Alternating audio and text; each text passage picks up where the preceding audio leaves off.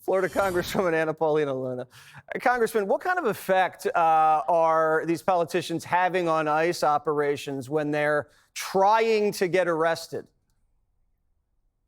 Look, I think that it's directly interfering with an ICE operation. And what I can also tell you, Jesse, is that from what I'm seeing, this is going to backfire, especially with the Hispanic demographic that largely voted in favor of President Trump's pro-illegal immigration deportation policy. What I can tell you is everything that I'm seeing right now, Jesse, is these Democrat politicians want to use this to fundraise off of, want to use it for their voter base. But really, in actuality, what they're doing is they're enabling the Communist Chinese Party that has their hands all over the funding these riots. And really, if they want to investigate someone, look at Neville Singham to pay back those bills for Los Angeles for all of the riots damaging that's been caused. Yeah, can you believe we're now going to be on the hook for an LA riot because the mayor gave a stand down order to the LAPD? How insane is that?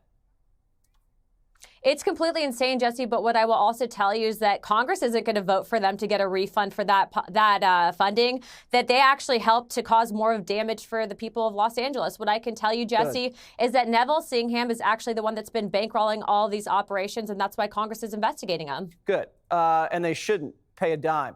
The mask, they want them off for the first time in 6 years.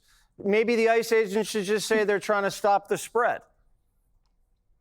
I mean, look, yes, exactly to your point. These are the same Democrat politicians that force people to wear masks. Otherwise, they couldn't see their loved ones passing away in the hospitals or getting married. I think it's completely hypocritical. But look, the same Democrat politicians that are trying to say that ICE is all Anglo-Americans are completely false. ICE is actually predominantly 50% Hispanic. So really what they're doing is they're using these policies to race bait Americans into thinking that this is somehow Hispanic versus white, when in actuality it's not. Hispanic Americans support these policies as well, and they're trying to effectively dox Hispanic ICE workers and Border Patrol agents, which is completely unacceptable. Congresswoman, that is such a great point.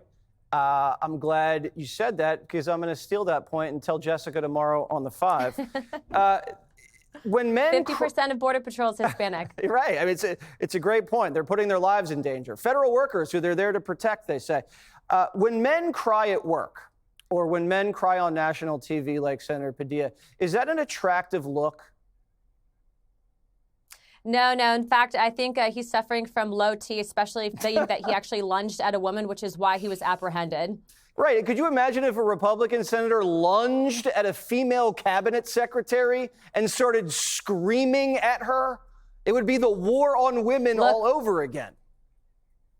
Real men don't do that. And the fact that he did, I think, is telling as to who he is as an individual, and vehemently condemn what he did to Secretary Noem. To her credit, she actually did, I think, calm what happened and separately exchange numbers with him from what I had heard. But I would advise her to stay away from him, because someone like that's going to use this as a political talking point to get reelected. The guy's not a good dude. Yeah, she had to give her number. He was like, here's my number. Get away from me, creep. Oh, man, poor Padilla. No one knew who he was. He's just not that famous. Great to see you, Congresswoman. Thank you so much. Click here to subscribe to the Fox News YouTube page to catch our hottest interviews and most compelling analysis. You won't get it anywhere else.